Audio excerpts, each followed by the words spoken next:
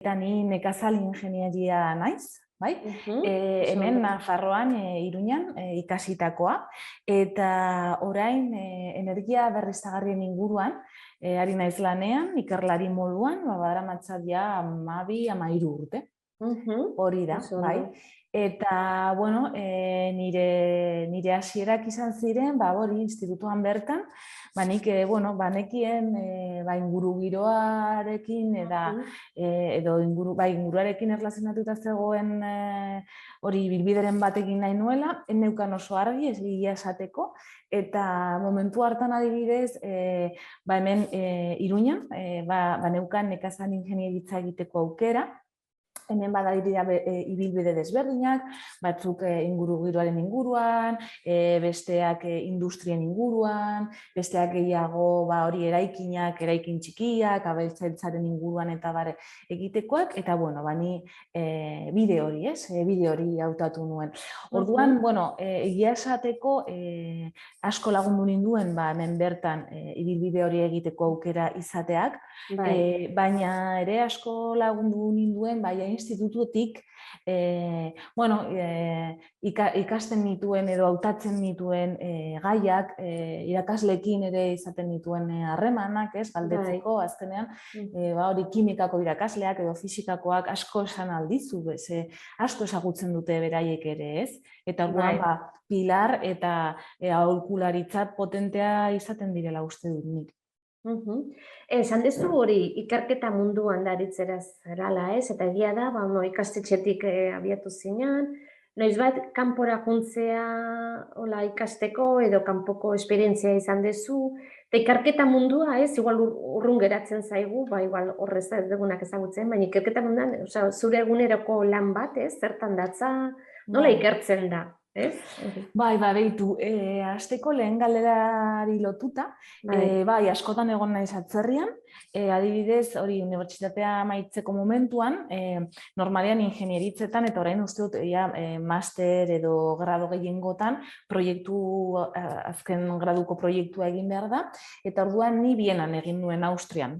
Eta adibidez, ni hautatu nuen herrialde hori, ze hor badago ingurugiroarako unibertsitate oso potentea eta handia, eta orduan handik bueltan, hasi nintzen beka batekin, ze normalean hori unibertsitatetik atera, eta lan mundura irtetzeko modurik normalena, bada beka baten bitartez, eta hemen hasi nintzen Zenerren.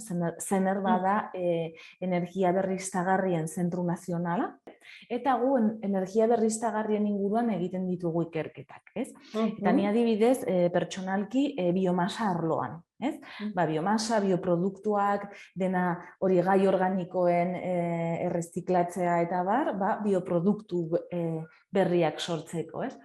Eta egia dagu zentro teknologiko bezala ikertzen dugula, baina ez gaude hor laborategian sartuta egun osoa, gu ikertzen dugu laborategitik, planta handi batera, esan nahi dut, metro kubiko pila bat dituzten reaktoreetan eta barez, materiala egiteko, ez? Zurik, zer gustatzen zitzen, aukeraketa horretan, ez? Zuk egindako ikasketa horretan, zertan zentratu zinen edo zertan fijatu zinen hori ikasteko, ez? Ni zehazki, zergatik ingurugiroaren inguruan lan egiteko nahia, ez? Esan egite izan dut buruan, ni, Iruñekoa naiz, baina nire familia Nafarroako iparraldeko herri txiki batzuetatik dator, eta beri egon naiz hori oso lurrari lotuta, ez? Eta orduan ikusi izan dut, zer egiten ari garen gu gizakiok, zer egiten ari diogun gure lur amari, gure ekonomia sustatzeko, garatzeko eta ez? Eta beti pentsatzen izan dut, lan handia jartzen dugula hor, eta oso ondo dago, ez? Baina ere, pentsatu behar dugula, horrek ere ze kontsekuentziak dituen, eta ere egon behar garela beste pertsona multzo handi bat lan egiten beste arlo batean konpentsatzeko. Gauzak ne ustez beti konpentsatutak egon behar dira mundu honetan, ez? Eta horrek eraman ninduen horrelako ikasketa batzuk egitera, ez? Eta gero ere egia da, ja, unibertsitatean bertan, hori ingurugiroako departamentuan ere, eta lurraren inguruan ikertzen zuen departamentuarekin, harreman handiarekin hasi nintzen, ze adibidez unibertsitatean zauden bitartean, bekak egin aldituzu, ez? Arratsaldetan, arratsaldez, astetan 3 adibidez, laguntzen dituzu laborategian, ze hor doktoretza egiten duen jende asko dago, daude katedratikoak ere, azkenean ikerketa talde bat, ez? Eta orduan ni horrekin hasi nintzen, hori 4. kurtsoan, amaitu baino lehen, eta gero ja Bienara joan nintzenean, nire lurraren inguruan egin nituen ikasketak, ez? Eta nik ikusi nahi nuen adibidez, zer ezberdintasun dagoen. Nekazaritza normala egitean, edo nekazaritza organikoa, edo nekazaritza ekologikoan. Horrek baditu konsekuentzia batzuk lurzoruan, baina ez ditugu ikusten, ez? Horiek egin behar dira analizatu beste modu batzuetaz, ez? Eta orduan hori ikusi nahi nuen ni, ez? Eta, adibidez, nik uste dut nire giroaren inguruan dudan mantentzeko grina. Eta gero talde majo bat topatu nuela unibertsitatean, horrek guztiak laguntzen zaitu. Ze askotan ere gautzak ez dira bakarrik gertatzen, ez? Bilatu behar dira, zurtea ez dago hor, baizik eta, gauzak probatzen ere, ikusten du bakoitzak zein den berarentzat atseginagoa edo politagoa den gaia, ez? Eta niretzat ere oso punto garrantzitsua da probatu, egin gauza desberdinak, eta gero ikusiko duzu edo ikusiko dugu bakoitzak ze gaietan gauden trebatutagoak, non jarri dezakegu hor gure esfortzu handiena, ez?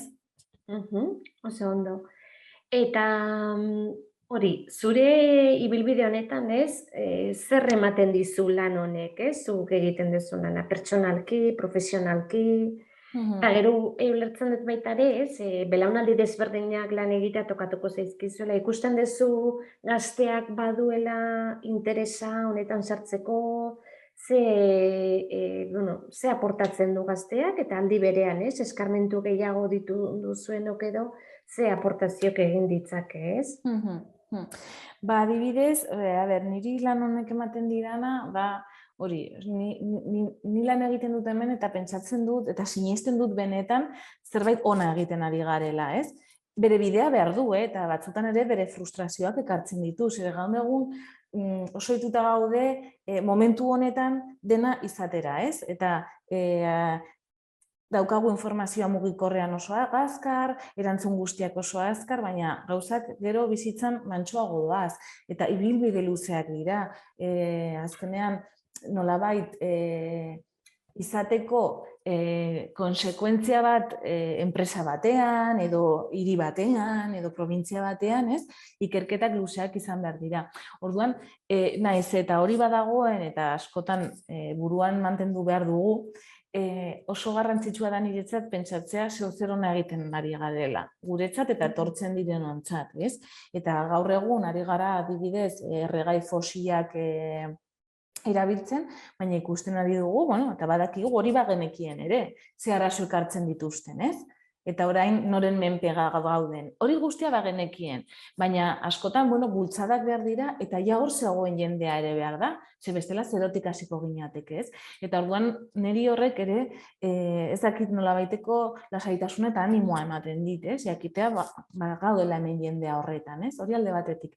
Eta gero bestaldetik ere, niretzat oso interesgarria da, ikerketa hauek gu ez garela bakarrik arlo batean ikertzen ari, ez? Baizik eta desberdinetan. Eta orduan nola saiatzen garen enpresaraino heltzen, azkenean asko mugitzen gara eta oso arinak dira ikerketak, ez? Eta orduan horrek ere gauza asko ikusteko aukera ematen dizu. Ez zaude bakarrik gauza batean lan egiten egunero eta egunero, baizik eta irekitzen dizu aukera pilo bat, eta ere irekitzen dizu pertsona asko, pertsona desberdin askorekin egotearen aukera, eta ez bakarrik pertsona desberdin askorekin, baizik eta hori herrialde desberdinetako pertsonak, zeinek kultura desberdina duten, zeinek egiteko modu desberdinak, eta askotan ere pentsatzeko modu desberdinak, segu logika bat daukagu, baina hasiera baldin basoak asiatikoek beste logika bat erabiltzen dute. Eta hori, ez baduzu beraiekin lan egiten, ez duzu somatzen, baina gero somatzen duzunean, asko daukagu ikasteko eta beraiek ere, ez? Eta orduan, niretzat hori azkenean uste dut badela animoa eta aurrera jarraitzeko ematen didana, ez? Eta gero beste aldetik, belaunaldi berrien inguruan, niretzat oso garrantzitsua da, belaunaldi zahar eta berrien arteko harremana eta batak besteari emanaldi ona. Osta, ni adibidez oraintxe esango nuke erdialdean nagoela, ez? Mila orain dela 34 urte hasi nintzen lan egiten, baina badago jendea 30-40 urte darama lan egiten, eta badago jendea orain hasiko dena, ez? Eta ni beti pentsatzen dut, pertsona orok badugula ekarpen asko egiteko, baina izan daitezke arlo desberdinetan. Eta orduan nik uste dut, adibidez, hori profesional, hori oso landuak, badutela esperientzia pila bat, gauza askotan saiatu izan dira, orduan egin dituzte gauza asko ondo eta beste batzuk ez horren ondo, orduan asko dakite. Arlo desberdin askoren inguruan egon dira lanean, eta daukate esperientziaren poso hori, ez? Eta hori oso garrantzitsua da, eta askotan igual, ez esan dezakegu, hauek ja ez dakit jubilatzeko daude, baina ziurrenik jakinen dute hemen 5 egon gaitezkela mahai batean, eta gu baino askoz gehiago.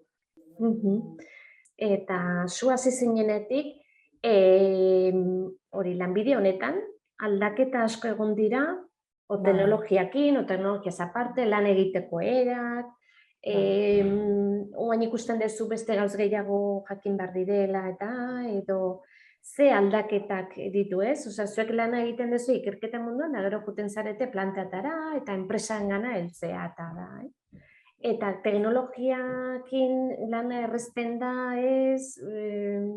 Guretzako lanerako, ez? Bai. Teknologia funtzionatzen badu, oso lagun ona da. Funtzionatzen ez duenean, egia da, geratzen garela pixkat saldutak, ez?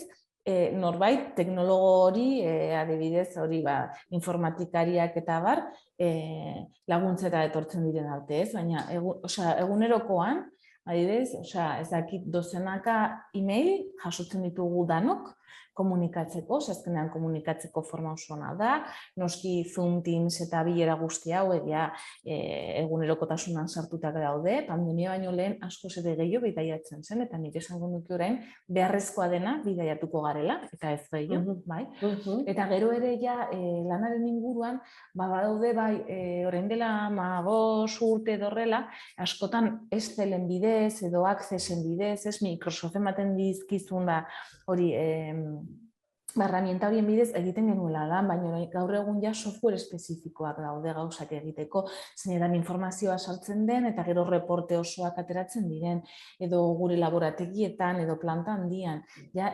Hori erabiltzen ditugun ekipo guztiak bere software ekartzen dute, kontrolatzeko temperatura, pH guztia, mugimendua eta bar. Eta orduan hori orain dela 15 urte ez zegoen hain garatuta. Hasten ari zen, baina ez zegoen garatuta, eta hori azkenean oso garrantzitsua da, ze asko laguntzen du egunerokotasunean eta lan gehiago aurrera eramateko, hori dudarik gabe. Orduan adibidez, hori arlo horretan, programazio, software, informatika, ni ez naiz trebatuta, baina uste dut gaur egun badela super garrantzitsua. Ze hori dena dago lan guztien atzean, eta fabriketan ere, fabrikak orain inbertitzen ari dute tiketan eta informatizatzen eta dena automatizatzen, horrek ere asko laguntzen duelako.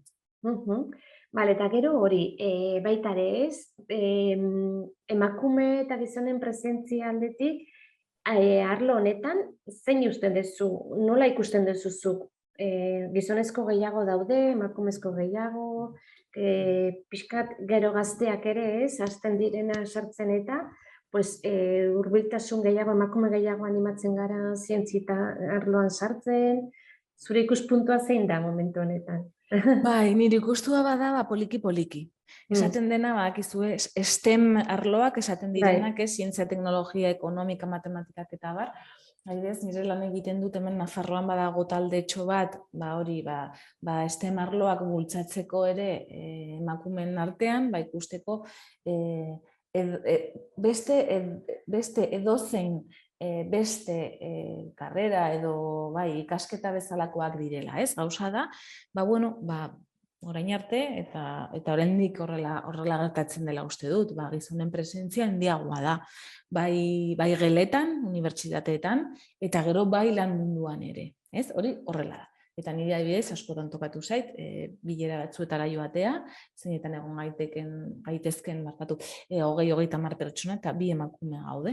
Baina egia da hori ere, asko gertatzen dela hemen, baina iparraldeko herrialdetara baldin bagoaz, hori ez da gertatzen. Ze horretan pixkat aurreratuagoak gaude. Nik uste dutan emakumeak lehenago hasi zirela ere unibertsitatera joaten, hemen gu badaramagu pixkat atzerapena horretan, eta nire adineko, baina nire aurreko belaunaldietako emakume asko daude STEM arlotan. Eta orduan, adibidez ni hori Finlandiara, Dinamarka eta bat, joten bagara bileretata, hor ez dago desberdintasuna normalean, edo oso gutxi. Gero herrialdeen arabera hori aldatu daiteke. Baina nik uste hori poliki-poliki aldatzen dela, baina ere askotan galdu behar diogu beldurra. Ez diogu inolako beldurrik izan behar edo ikasketa egiteko, baina STEM edo ez STEM. Azkenean bakoitza egin behar dugu gustuko duguna. Eta aurrera aterako gara, geroa gainera ikasten duguna laguntzen gaitu gure ibilbidean. Baina askotan ez du zertan izan beharrik bihotza. Zu ikasten duzunean, ikasten duzu ikasten. Eta gero lan mundura joaten zarenean, ikasitako hori jarri aldezakezu lanean, edo ikasitakoaren kapazitateak eman dizunarekin gauza berriak ikasi aldituzu. Eta orduan nik uste dut azkenean ez du edozein ibilbide hartu aldugula, lasai asko, baina noski, horri izan behar dugu edo nolako ez dakit, nahia inspirazioa, nola baiteko grina, edo zeo zer gero, ez dakit, animotxu eta lan egiteko gogotxu mantentzen gaituena, ez? Azkenean gero lan ibilbidea oso luzea da. Aldatu daiteke, baina oso luzea da. Eta askotan oso relazionatuta egon daiteke gauza lan bat bestearekin, ez? Orduan nik uste hor izan behar dugula beti, gure lanarekiko ez dakit inspirazioa, ez? Zuk ikusten duzu lanbide honetan errelebo generazionala falta egongo dela, ez? Somatzen duzu? Ni ez dut somatzen, ni uste dut badugula errelebo generazionala, badakit adibidez beste arloetan, badakit adibidez medikuntzan, badagoa supergaizki. Honetan badugu, baina gertatzen dena da, askotan, lana, edo gu egiten dugu lana adibidez oso espezifikoa da, ez? Eta orduan gertatzen dena da, trebakuntzak edo gazteago etortzen diren pertsonak ez dutela trebakuntza hain espezifikoa baizik eta oso orokorra. Orduan nik ere askotan gomendatzen dut edo gomendatuko nuke, egia da, azkenean generalitate batean geratuz gero ate asko egon daitezke irekitak, ez? Baina ere egia da, lan edo mundu espezifiko batean sartuz gero, beka batekin, lan fin de grado batekin, Erasmus batekin, espezialitate horrean sartuz gero, gustoko baldin baduzu eta hor lana baldin baduzu, aukera asko egon daitezkela. Zen nire ustez, orain espezialitatea falta da pixkat.